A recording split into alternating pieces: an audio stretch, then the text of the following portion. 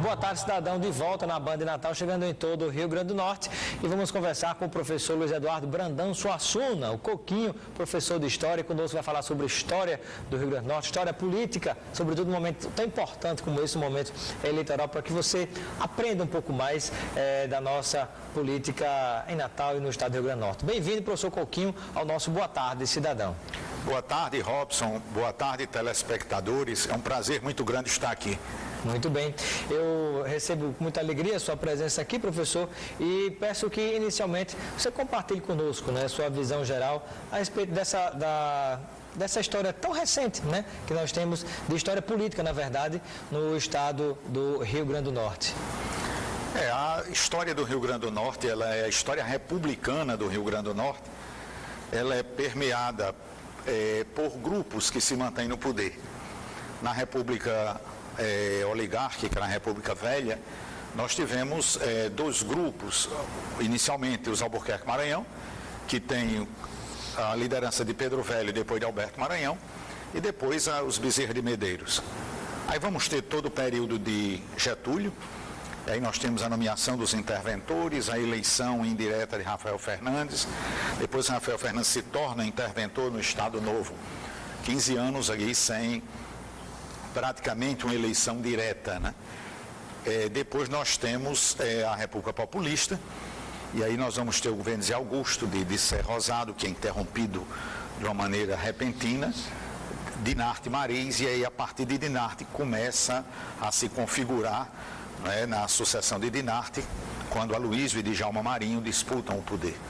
E aí Aloísio chega ao poder, mas vem o golpe de 64, ele ainda elege o sucessor dele, o Monsenhor Valfredo, mas aí vem a partir de 1970 as eleições passam a ser eleições indiretas, as eleições dos governadores. E aí nós temos os governadores nomeados pelo período militar, né, sendo um deles Tarcísio Maia, depois, pai do senador José Agripino. Depois Lavoisier Maia, e em 82 então nós temos o período de redemocratização com a eleição direta para governador.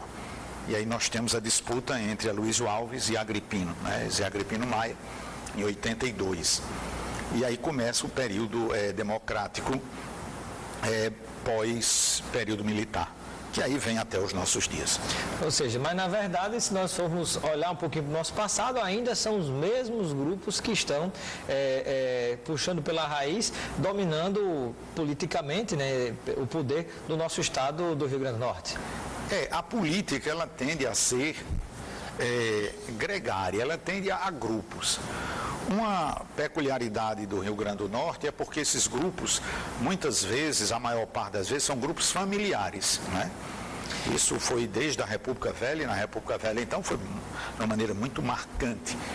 Quando não era uma pessoa diretamente ligada à família, era da família, era uma pessoa diretamente ligada, né? E tinha o respaldo de um dos dois lados, ou do verde ou do vermelho. Exatamente. Né? Na República Velha nós temos, por exemplo, Ferreira Chaves, que não era diretamente dos Albuquerque Maranhão, mas teve um papel fundamental, inclusive de confiança de Pedro Velho, para ser o primeiro governador eleito do Rio Grande do Norte.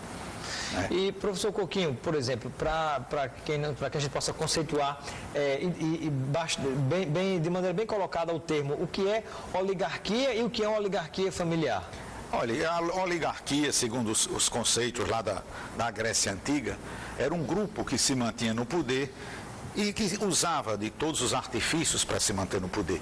Seria uma manutenção no poder de uma maneira deturpada. Essa seria a conceituação aristotélica de oligarquia.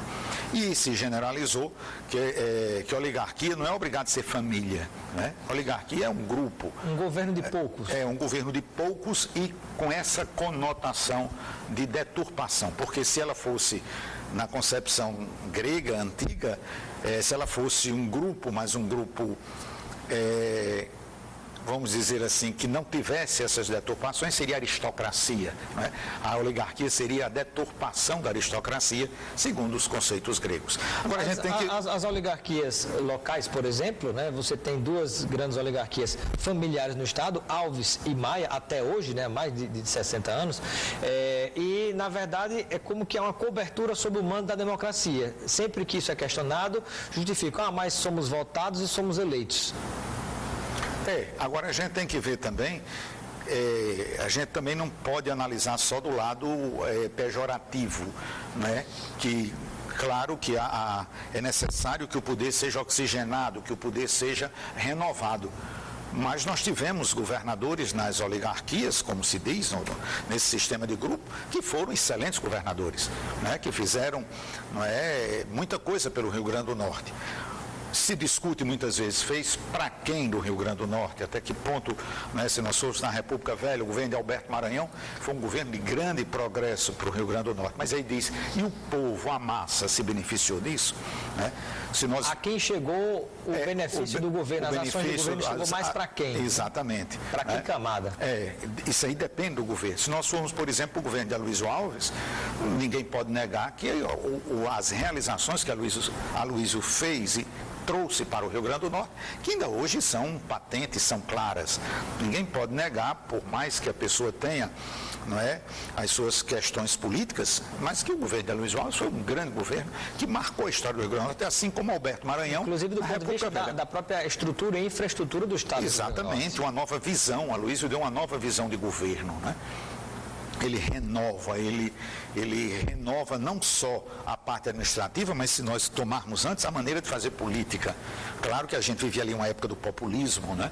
Populismo de Jânio, populismo de Getúlio, que foi o grande ícone do populismo. Participação aqui do Maurício Santos, Nova Parnamirim.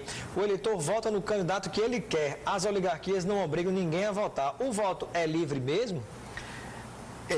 O voto é livre, juridicamente livre, né?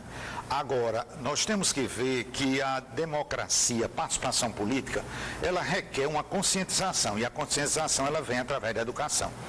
Então, quando nós temos uma crise grande na educação brasileira, quando pessoas que terminam o ensino médio hoje e não sabem nem ler, nem ter um aprofundamento no seu raciocínio, o que é que se espera dessas pessoas exatamente na escolha do momento político?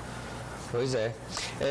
Deixa-me ver aqui. O pessoal comanda às vezes uma pergunta um pouco mais resumida, mas aqui um telespectador de Parnamirim, enfim, diz o seguinte: Coquinho, o que é melhor para o povo se o regime militar que construiu hidrelétricas, estradas, aeroportos e oferecia segurança pública à população, ou se é melhor governo de oligarquias ou o governo mais corrupto da história do Brasil, que segundo ele foi o governo do PT e das esquerdas, e cita aqui o caso do Petrolão, né? Faria algum comentário sobre isso, professor? Olha, ninguém se educa para a democracia. A pessoa se educa na democracia. Então a democracia é um processo. Ninguém pode dizer, por exemplo, que no período militar não tinha corrupção. Também não tinha liberdade de imprensa. Como é que se podia saber? Eu não estou dizendo que houve nem que não houve. Não, quem iria investigar? E quem iria investigar? Né? Quer dizer, a democracia mostra, graças à democracia, nós podemos ver hoje o que acontece no país. Né? A imprensa livre, ela mostra. Se diz, por exemplo, que havia segurança. Havia segurança, sim, no período militar. Mas as pessoas que segurança para quem, né? E foram perseguidas, foram torturadas por pensar diferente.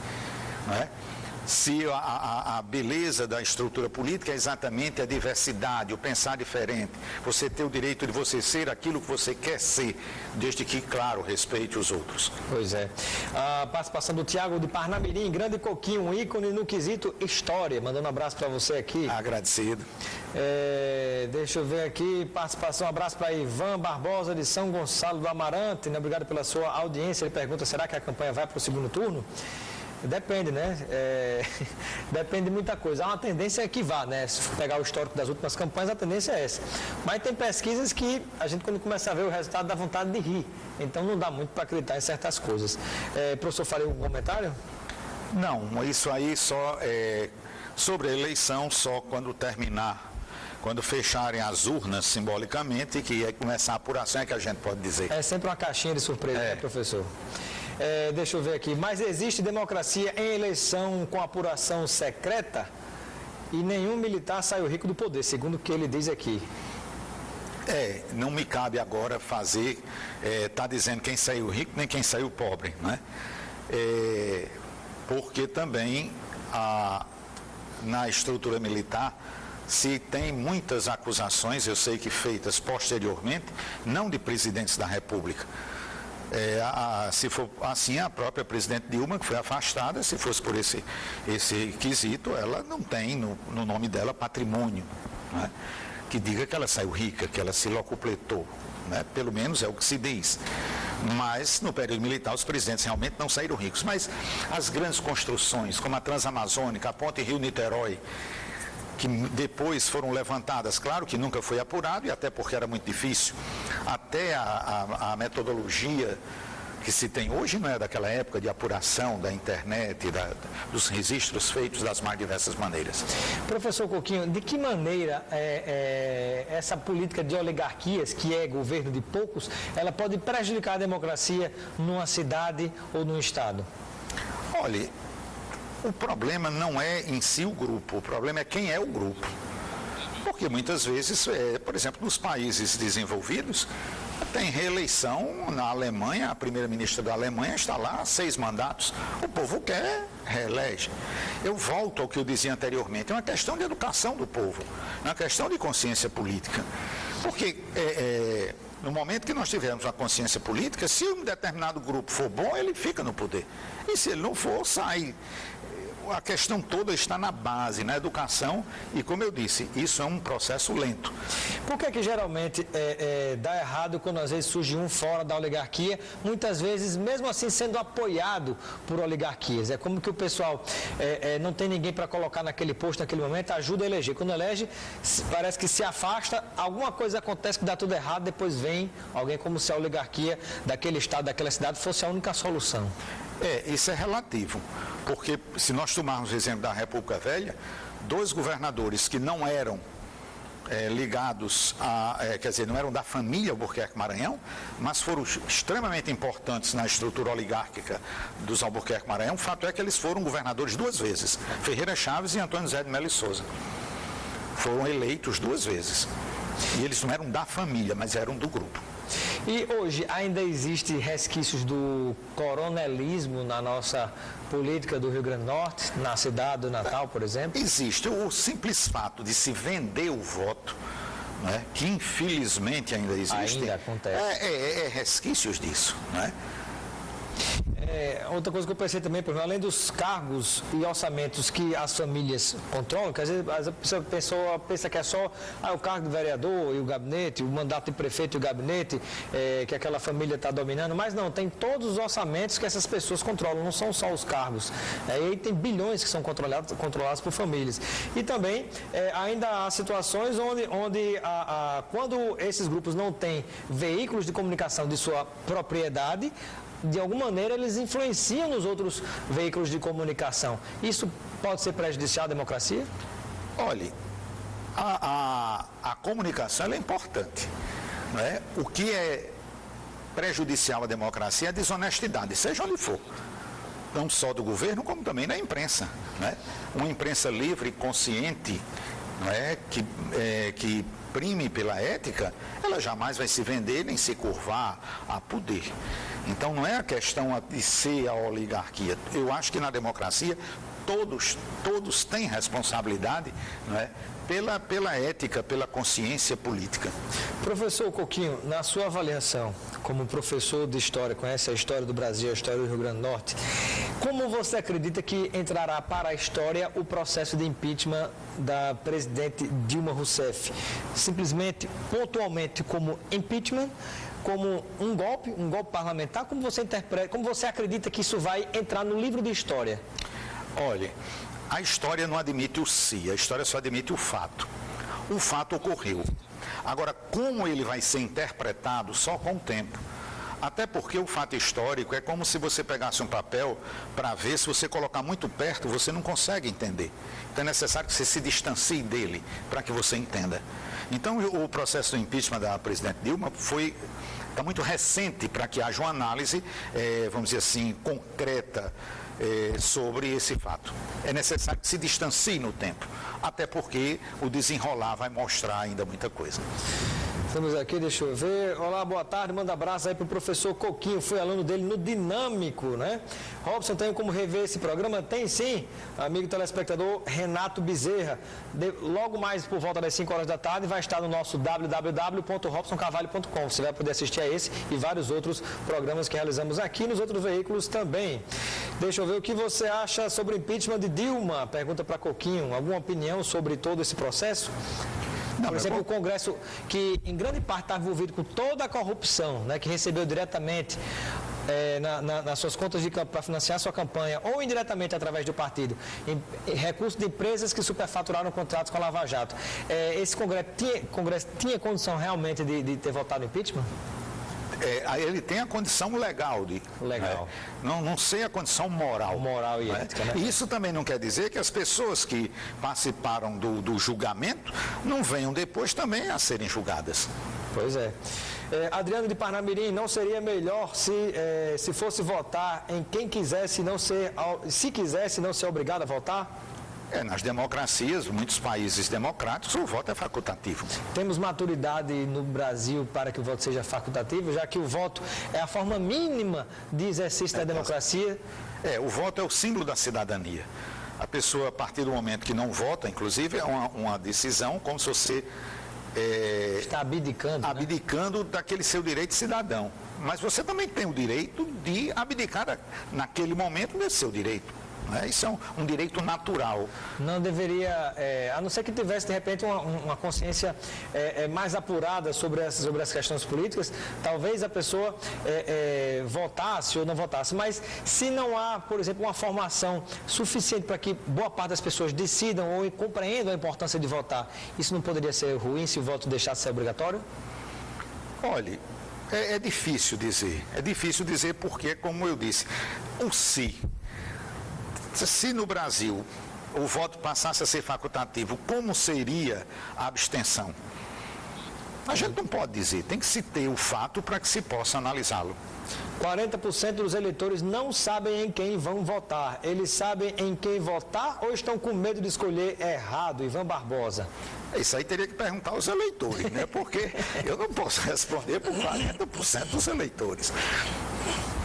Deixa eu ver aqui, Francisco de Lagoa Nova, em Natal. Boa tarde, Robson Coquinho. No regime militar, ninguém foi perseguido por pensar diferente, sim por ações. Que é isso? Democracia demais vira anarquia. Não, cada um tem a sua opinião. Cada um tem a sua opinião, né? Realmente, amigo, me desculpe, mas eu discordo completamente. Deixa eu me ver aqui, tem tanta gente, deixa eu ver aqui. Se possível... Me passa o site novamente, no robsoncarvalho.com, www.robsoncarvalho.com, você acessa e vai mandar a sua pergunta. Grande Coquinho, fui aluno dele no Neves, abraço para ele, é muito fera. Eduardo Flor, valeu Eduardo. Agradecido. Boa tarde, George de São Gonçalo do Amarante. Que democracia é essa que somos obrigados a votar, né? Falamos sobre isso agora. Programa sensacional com a presença do mestre Coquinho, sempre sensato. Saudades das aulas, Felipe Dantas. Agradecido. Professor, pela sua experiência, pelo conhecimento de história que tem, que reflexão você traria para o eleitor que está indeciso em quem vai escolher para votar para prefeito e para vereador, né? Quais são as bases importantes que você julga que as pessoas devem prestar atenção antes de votar? Olha, isso aí é uma questão pessoal, não é? Quem sou eu para nortear o voto de ninguém? Mas eu acho que o que é que se espera de um prefeito? O que é que se espera de um vereador? Então, eu acho que responder a esses questionamentos, essa resposta é fundamental para a escolha. Então, o que é que eu espero de um prefeito para a minha cidade? O que é que eu espero de um vereador para que me represente na Câmara Municipal? Na eleição para governador, o que é que eu espero de um governador para o meu estado? Não é? Porque muitas vezes as pessoas misturam com os sentimentos de afetividade, de ligação, não é? De ligação até de famílias, não é? Porque meu pai, meu avô já votava assim e tudo, não é? Votava numa cor, votava na outra, né? Sempre votei assim, sempre votarei? Sempre votei nesse partido. Não, eu acho que a gente tem que ver as pessoas, principalmente para os cargos administrativos. E o que é que o professor Coquinho pensa, por exemplo, a respeito de pessoas que colocam-se para o eleitor, que dizem que vão disputar um cargo, que vão ser eleitos como se fosse governar até o fim, mas que pode, no meio do mandato, por exemplo, renunciar para concorrer a outros cargos? Olha, isso qualquer pessoa, quer dizer, qualquer candidato pode, o direito à renúncia, ele pode ter, não é? Eu acho que o próprio eleitor tem consciência disso.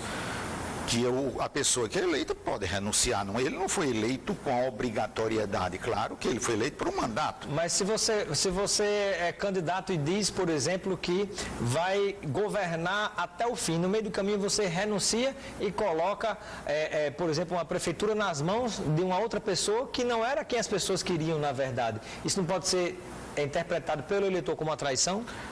Veja bem, mas a pessoa que assume, que geralmente é o vice, ela foi eleita também numa chapa. Então, quem vota já corre o risco. Quem vota já corre o risco. Houve épocas em que no Brasil, por exemplo, para presidente da República, você votava para presidente e para vice-presidente. Por exemplo, o Jânio Quadros, quando foi eleito, o vice-presidente dele, do partido dele, da UDN, que era Milton Campos, não foi eleito. Quem foi eleito foi João Goulart, que era do PTB. Por sinal, oposição ao UDN. Que o ideal seria que se votasse para um cargo e para o vice, em separado, como era na República pós-45. Muito bem. Bom, eu quero agradecer a participação e os esclarecimentos importantes aqui do professor Coquinho. Seja sempre bem-vindo ao nosso Boa Tarde, Cidadão. Tá, muito agradecido, é um prazer muito grande estar aqui e uma boa tarde a todos. Muito bem, agradecemos a sua presença e a sua audiência. Amanhã estaremos de volta com o nosso Boa Tarde, Cidadão. Um grande abraço e até lá. Boa Tarde, Cidadão.